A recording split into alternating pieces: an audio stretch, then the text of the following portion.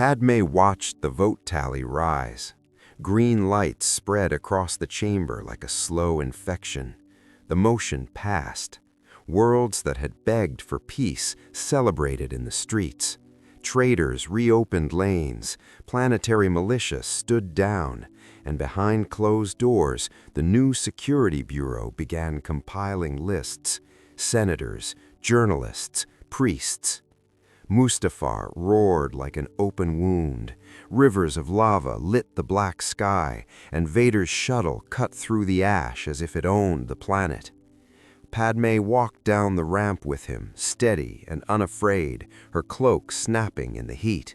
She was not here to beg, she was here to confirm their rule. Then another ship landed, small, quiet, familiar. Obi-Wan Kenobi stepped out, eyes heavy with grief. He saw Anakin's armor, he saw Padme at his side, and he understood the worst truth. Anakin had not been taken, he had been chosen. "Padme," Obi-Wan said, voice cracked, "come with me. This isn't him." Padme did not move. Pause. "It is him," she answered. "It's just the part the Jedi refuse to see."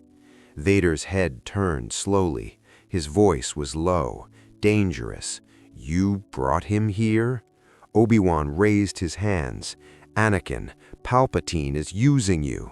The Jedi never wanted. The Jedi wanted control," Padme cut in. "They wanted my husband, obedient and silent." She stepped closer to Obi-Wan, eyes shining with anger. "You trained him to sacrifice everything. Then you acted surprised when he finally did." Obi-Wan's gaze dropped, like the words hit a hidden wound. "I tried to save him." Vader's breathing deepened. Each mechanical inhale sounded like a door locking. He stared at Padme, searching for doubt, for fear, for the old softness. But Padme stayed. She stayed on purpose. That loyalty lit something brutal inside him. If she could stand in hell with him, then anyone else who opposed him was simply in the way. Obi-Wan stepped forward. "Anakin, please." For one heartbeat, Vader hesitated. Then Padme shook her head, almost invisible, and whispered, "Finish it." Vader ignited his saber. The duel exploded across the platform, blue and red against fire. Obi-Wan fought like a teacher trying not to kill his student. Vader fought like a husband defending his future. And when Obi-Wan finally disarmed him, Padme screamed because she felt the mercy coming. Vader's blade flew back into his hand with the Force, faster than Obi-Wan could react, and Padme watched, trembling, as Anakin struck, ending the only voice that ever called him brother. Coruscant entered a new kind of quiet, not peace, control. The Jedi were gone from the streets, but fear stayed behind like dust that never settled. Padme understood something Palpatine had always known. People obey longer when they believe they chose it. So she built the Imperial Court. It started as reform. Emergency committees became permanent ministries. The old Senate guards were replaced by loyal security officers with new ranks and new permissions. Padme stood in front of cameras and promised stability, food convoys, safer hyperspace routes. She never said the word empire, not yet. Behind the scenes, she made lists. A Bureau of Public Safety formed under her signature, clerks, analysts, and investigators who spoke politely while they ruined lives. They watched holonet channels, tracked donations, and flagged names that appeared too often beside words like liberty and republic. Bail Organa vanished from public sessions. Mon Mothma's office was searched twice. Reporters who asked about Jedi prisoners were suddenly reassigned to distant moons. When the first executions happened, Padme did not hide them, she staged them.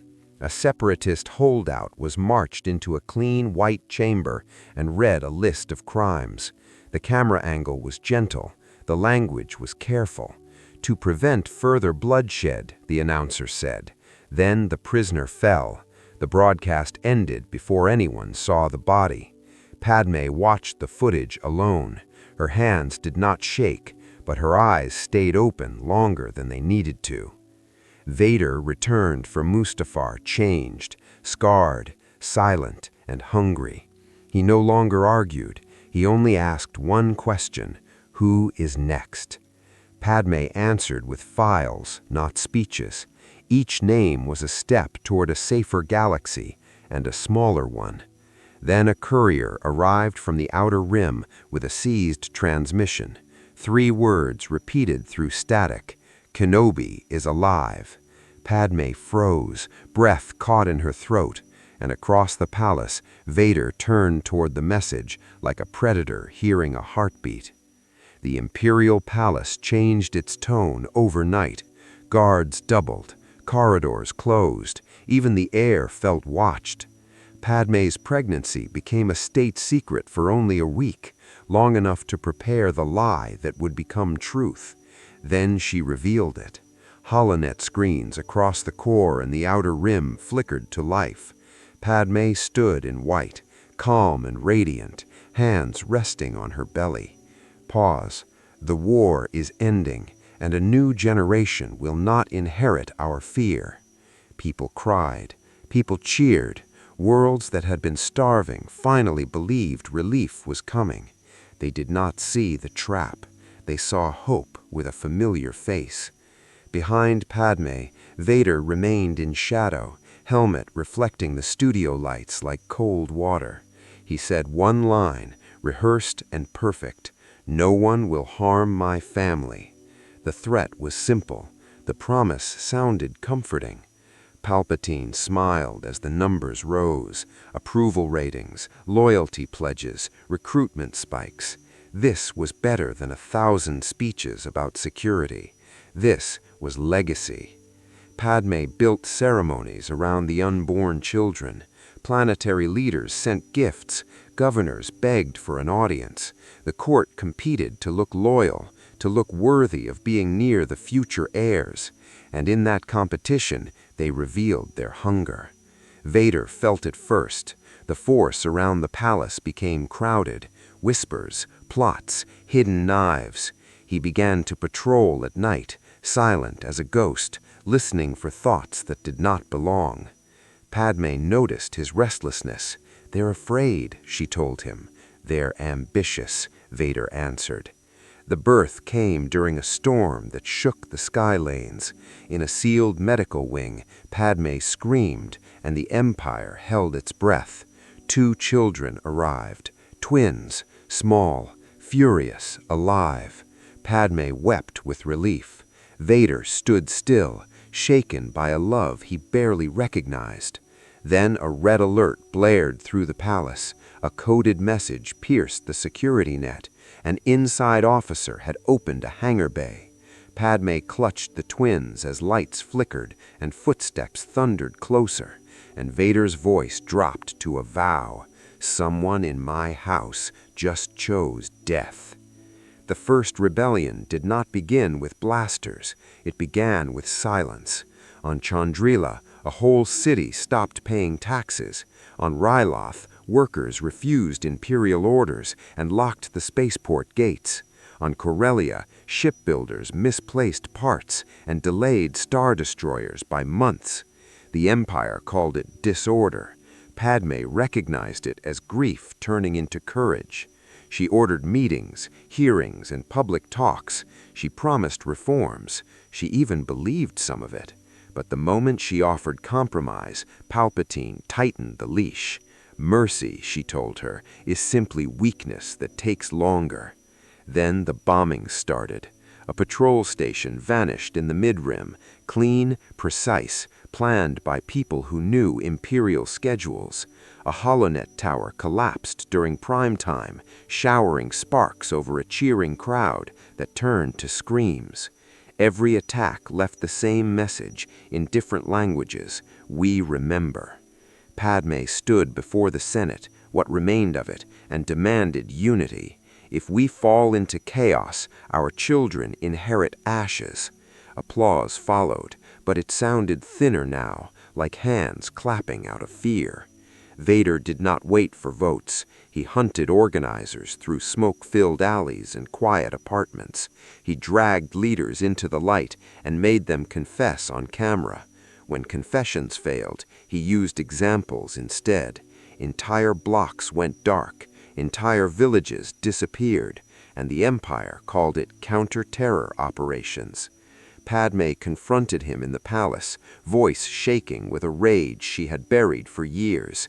"This is not peace. This is punishment." Vader's helmet turned toward her. "They chose war.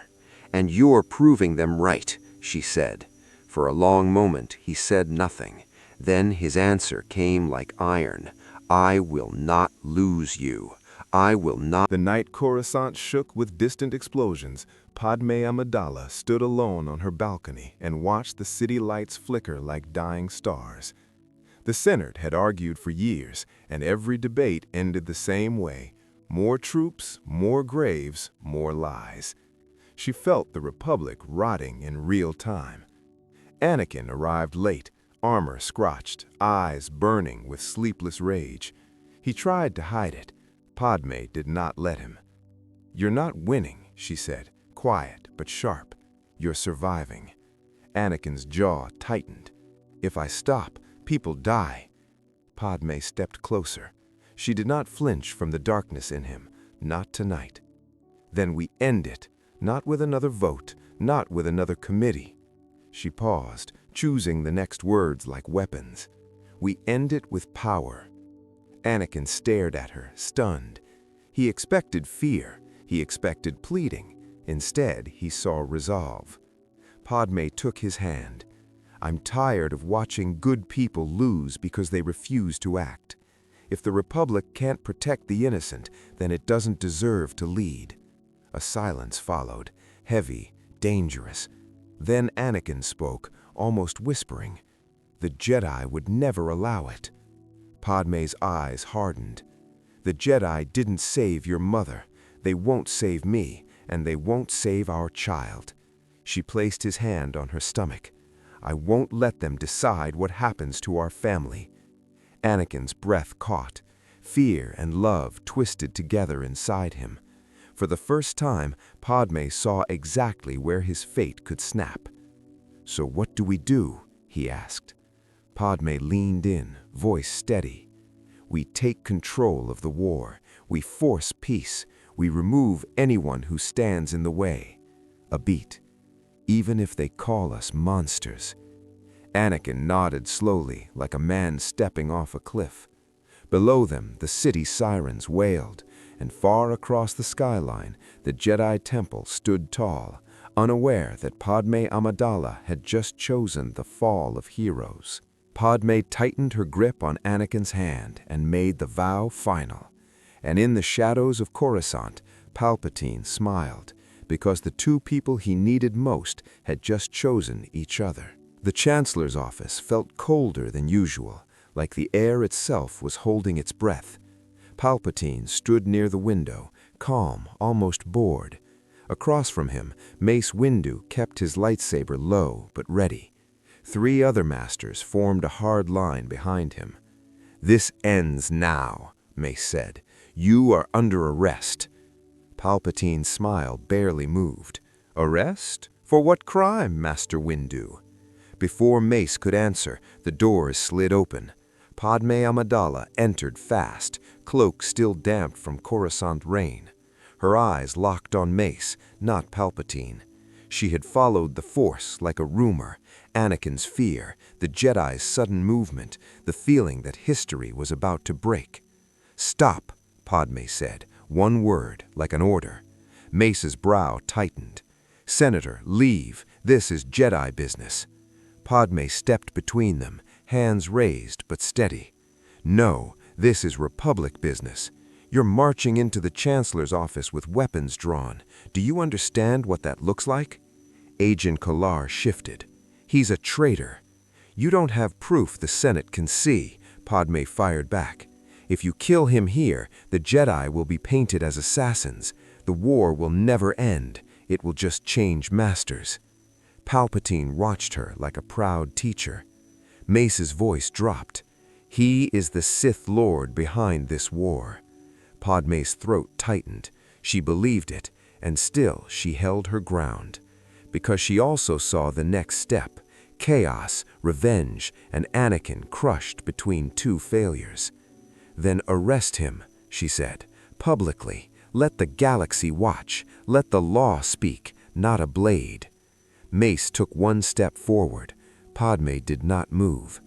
Outside, a distant roar of speeder traffic rolled past. Inside, the room narrowed to seconds. Mace lifted his saber, deciding the risk was worth it. And in that same instant, the doors opened again.